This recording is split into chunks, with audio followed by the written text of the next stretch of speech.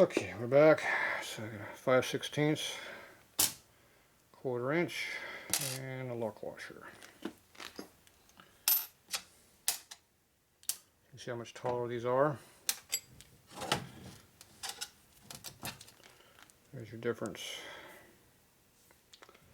These are what should have been in there anyway. The threads were already damaged on that stud. We saw that before, remember? But, oh well. You still got to torque it. If it doesn't torque, it's no good.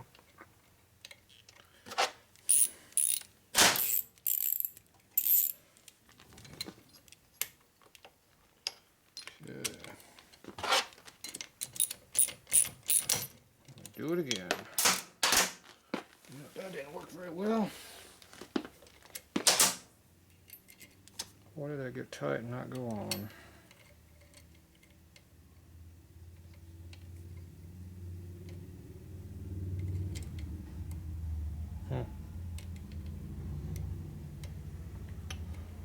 That does not go on there.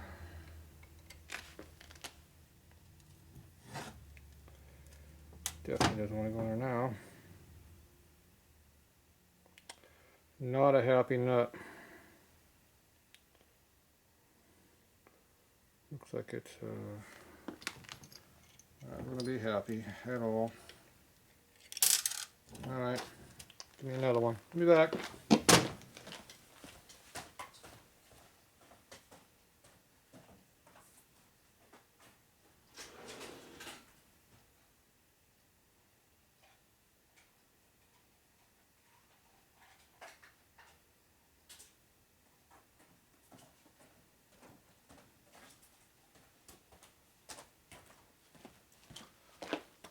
Alright, try another nut. What did I do to the wash? The washer's already on there.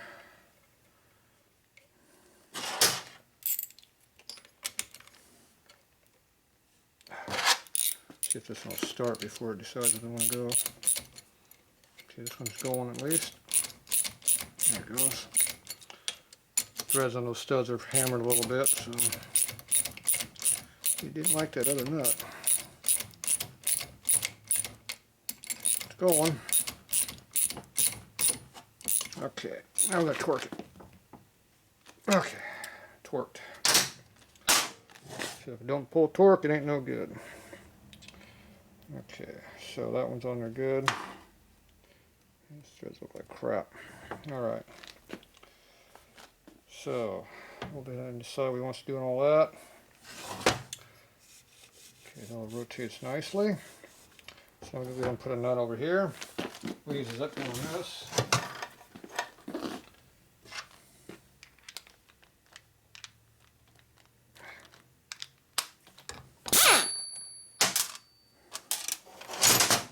Okay. Put a red Loctite on it. We don't want this to come off. Oh, shoot. When it came out all the way. Suck some of it back in the tube.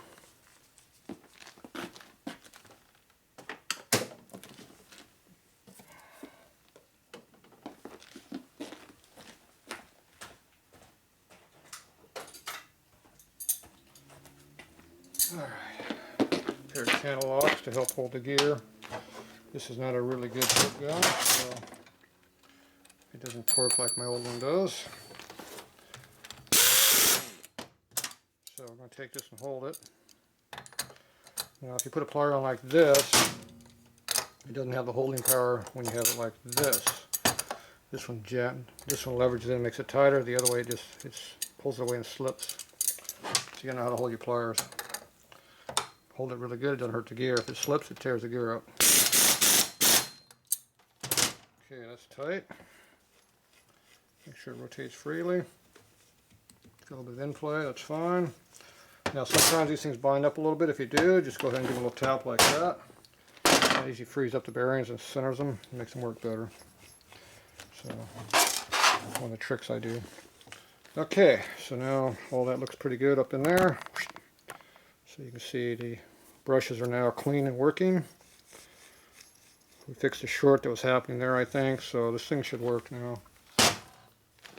Or I'm not sure if it would have worked. So, alright, I'm not too happy about the fuel coils being loose, but they're not super loose right now, but they will get looser. Last thing I do is put the generator up on the motor over here to complete the motor. It makes it heavier too. That's always a plus. Put the tools out of the way would help.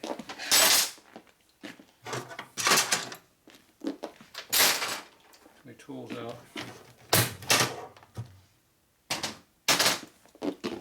Alright. Goes over here. Now somewhere there's a couple bolts left over from the job. They were laying over here somewhere, I thought. There we go. Right here, in the gasket. Also need one of those.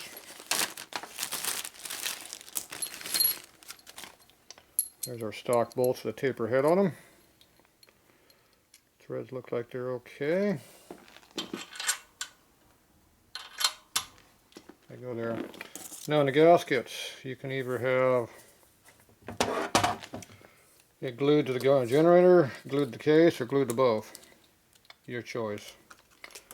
I usually glue them to the generator. It's hard to clean the case off on the bike. You don't have a lot of access to it. The generator, when it comes out on the ground, you got access to scrape off the gasket and put a new one on it.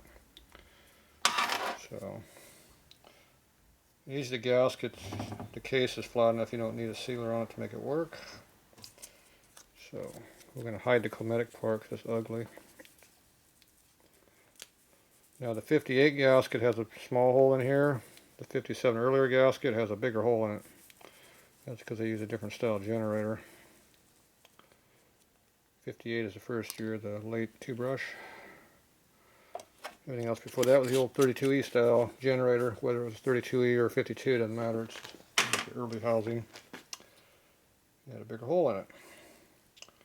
Okay, so you line up your two holes like that.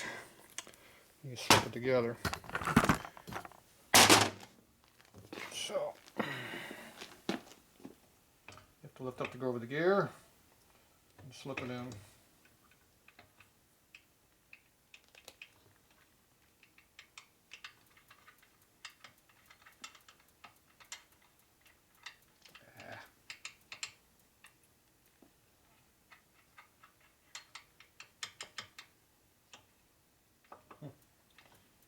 Bolts don't want to go in the hole. Wonderful. Okay. Finger. So, gasket slid way over, which makes it really hard to get the bolt to go in. Now that the gasket's not covering the hole here anymore, the bolt goes in like it's supposed to. Very tight squeeze in the side of the generator up over there. Back up here, you can see better again. Now these two here are always up high, the terminals.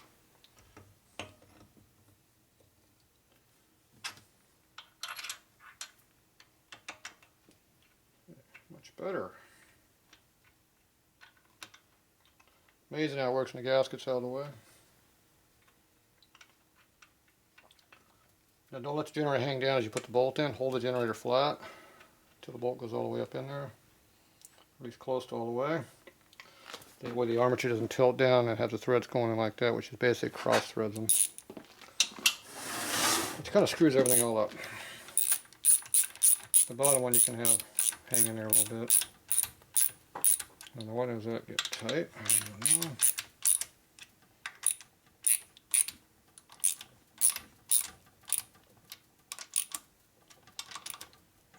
Those threads on there didn't feel too good, but they did go in. They got real tight. There's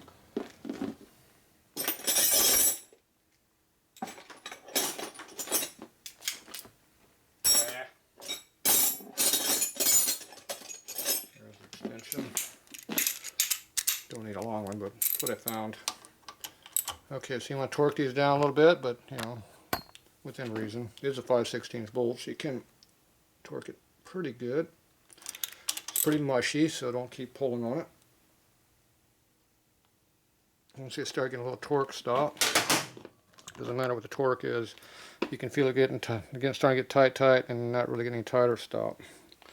That means you're not going to pull any more torque. You're going to pull threads. Okay, that's on there pretty solid now. So we just add another 20 pounds on the motor. Makes it a lot lighter when you're shipping it. Makes it easier to load in the crate too. Alright, so there's what your motor looks like. All done. So it's missing a strap that goes on there, but oh well. It'd be nice if you sent me the primary cover. I could have sealed it up over there, but we'll have to deal with it. I'll put a big baggie around it. Alright, so there you go. One finished motor with a magneto on there for everybody who likes mag bikes. I don't like mags, but oh well, it looks pretty good. So we got a custom crate made over here for it. So nice big box there. So I have to load that thing up in there tomorrow. So some good thick plywood. Doesn't hurt that. It's got a nice thick panel on the bottom with solid wood under there, so it's got a solid floor. That's how you ship the motor. You don't want to be damaged. I don't like the way you shipped the other one that didn't look as good. So there's other ways of shipping stuff too. This one here is another motor over here that came in. A little bit thicker plywood, stronger. So that's protected. That's a big twin motor. Anyway, that's how you get them here shipping without damage. Otherwise, they tend to get damaged. Alright, so there you go. I'm going to bolt this thing hard into our motor stand to be good. Now, a Sportster motor, when you ship it, make sure you weld washers right here so the bolts can't slide out. That's one of the problems we had. They were rolling the crate instead of hauling the crate, so the motor kept going flop, flop, flop. They probably had the thing sitting upside down. They're shipping it too, so it's bouncing upside down. So the bolts pull out and it broke the fins off the cylinders. Didn't have the heads on it. So, all right, well there you go. That one's all done.